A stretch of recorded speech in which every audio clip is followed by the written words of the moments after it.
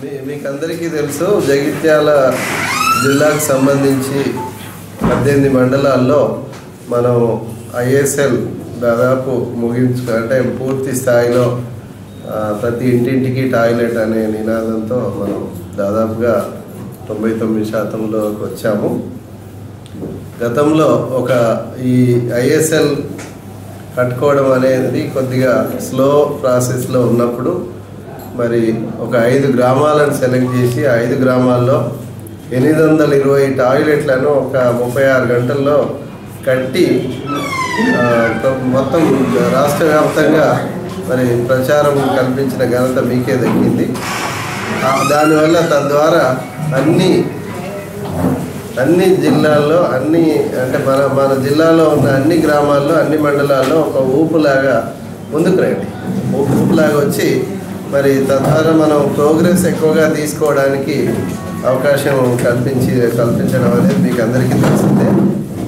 అందులో భాగంగానే ఇప్పుడు ఇంకొక కార్యక్రమం ఏంటంటే స్వచ్ఛ భారత్లో అనేక కార్యక్రమాలు ఇవిడి ఉన్నాయి.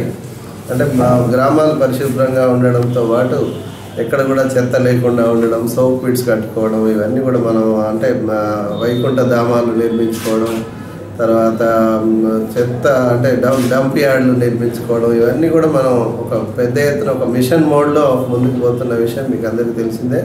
అందులో భాగంగానే ఇప్పుడు ఈరోజు నాడెప్ కాంపోస్ట్ అంటే ఎన్డి పండరీనాథ్ పాండే అనే ఒక రైతు మహారాష్ట్రలో ఈ నాడెప్ కాంపోస్ట్ అనే ఒక విధానాన్ని కనిపెట్టి దాన్ని బాగా ప్రపంచవ్యాప్తంగా దేశవ్యాప్తంగా దానికి ప్రాచుర్యం కల్పించినారు. అదే పద్ధతిలో అదే సైంటిఫిక్గా మన జిల్లాలో 18 మండలాల్లో సుమారు 3000 కంపోస్ట్ పిట్లు ఒక 36 గంటల్లో పూర్తి చేయడానికి ఈరోజు కార్యక్రమం మన అన్ని గ్రామాల్లో స్టార్ట్ అయింది.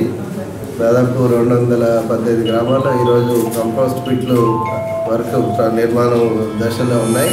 ఈ 3000 పూర్తి చేసుకున్నట్లయితే రైతుల్లో అవగాహన పెంపొంది తద్వారా వాళ్ళు మళ్ళీ మాకు కూడా కావాలనే దిశలో వాళ్ళు ముందుకొచ్చి కంపోస్ట్ పిట్లు అడిగి కట్టుకుంటారనే పద్ధతిలో మనం మిషన్ మోడ్లో ముందుకెళ్తున్నాం.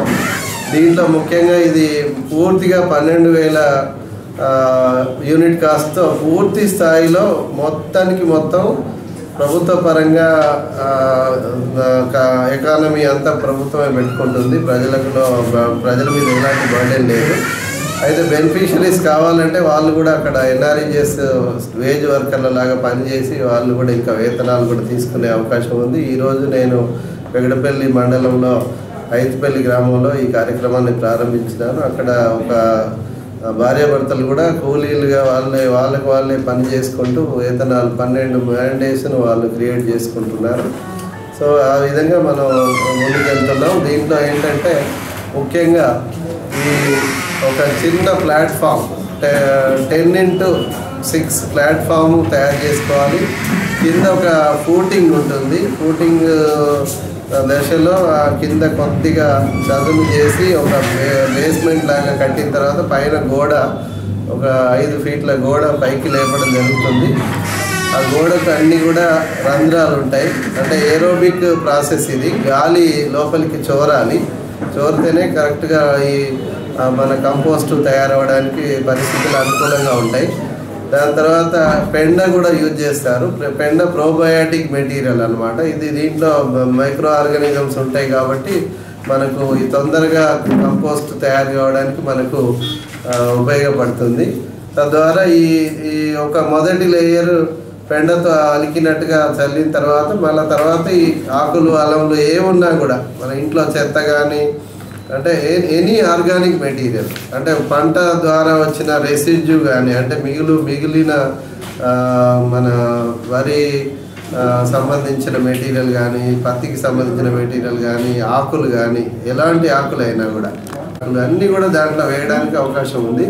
ఒక లేయర్స్ లాగా తీసుకుంటారు. తర్వాత మళ్ళీ పైన చివరగా పెండతో మరి పుట్ట మట్టితో పైన ఒక లేయర్ లాగా వేసి క్లోజ్ చేయడం జరుగుతుంది. అప్పుడప్పుడు దానికి నీళ్లు తడపడం కూడా తప్పనిసరి. ఇవి గత కాలంలో పాత కాలంలో మన రైతుల ఇళ్లలో పెంటలాగా ఉండేవి, కానీ అవి సైంటిఫిక్గా డిజైన్ చేసినవి కాదు. ఎందుకంటే ఈ ఏరోబిక్ ప్రాసెస్ అనేది లేదు, గాలి చోరడానికి అవకాశం లేదు. తర్వాత పెంటలన్నీ కూడా ఏం చేసేవాళ్ళంటే భూమికి లోపలికి లొందలాగా తీసి అందులో పెంట వేయడం అనే అలవాటు ఉంది. దాని ద్వారా ఏంటంటే డికంపోజిషన్ లేట్ అవుతుంది.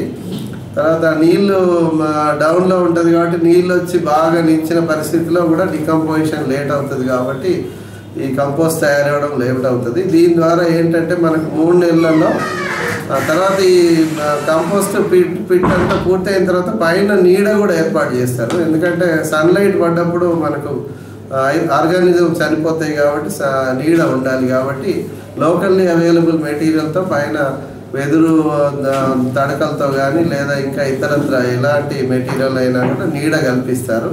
ఇదంతా పూర్తయిన తర్వాత ఒక 3 నెలల కాలం తర్వాత మనం అది కంపోస్ట్ బయటికి తీసి పొడిలాగా అవుతుంది. అది మనం మన పొలాలకు కానీ పెరల్లో కానీ వాడుకునే అవకాశం ఉంది. తద్వారా మనం మార్కెట్లో ఈ మన ఫర్టిలైజర్స్ కొనాల్సిన అవసరం ఉండదు. పూర్తిగా ఆర్గానిక్ సేద్యం మీద ఆధారపడి మనం ఈ కంపోస్ట్ ద్వారా అధికమైన దిగుబడి సాధించిన రిజల్ట్స్ కూడా మనకు ఉన్నాయి. ఎగ్జాంపుల్స్ కూడా చాలా ఉన్నాయి. దేశవ్యాప్తంగా ఈ ప్రక్రియ కొనసాగుతున్నది. అందులో భాగంగానే మనం తెలంగాణ మన జగిత్యాల జిల్లాలో ఈ కార్యక్రమాన్ని పెద్ద ఎత్తున తీసుకుంటున్నాం. 36 గంటల్లో ఒక 3000 పిట్స్ తయారు చేయాలనేది మన సంకల్పం.